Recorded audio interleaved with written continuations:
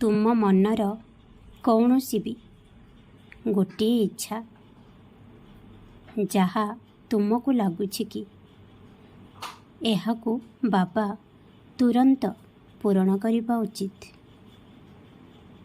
ତାହେଲେ ଶୁଣ, ତୁମ ମନରେ ସେହି ଇଚ୍ଛାର ସଂକଳ୍ପ କରି ମୋତେ ସାକ୍ଷାତ କରିବାକୁ 5 ଗୁରୁବାର ମୋ ମନ୍ଦିରକୁ ଆସ।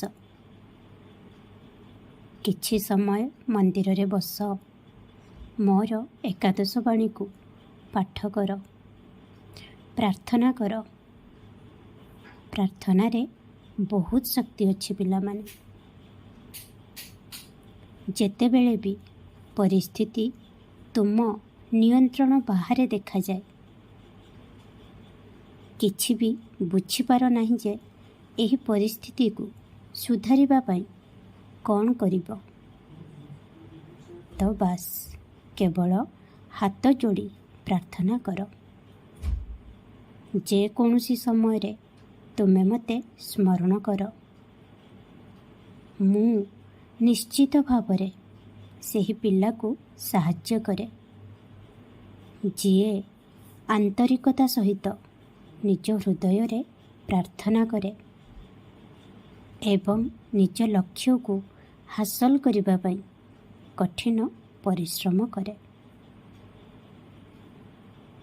କିଏ ତୁମ ବିଷୟରେ କ'ଣ ଭାବୁଛି, ତୁମେ ସେମାନଙ୍କ ଭାବନାକୁ ବଦଳାଇ ପାରିବ ନାହିଁ କି ପରିବର୍ତ୍ତନ କରିପାରିବ ନାହିଁ।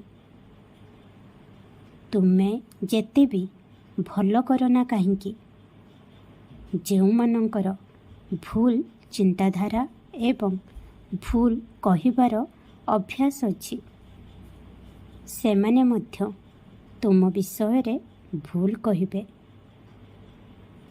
ସେଥିପାଇଁ ଚିନ୍ତା କର ନାହିଁ, ନିଜ ଉପରେ ଭରସା ରଖ।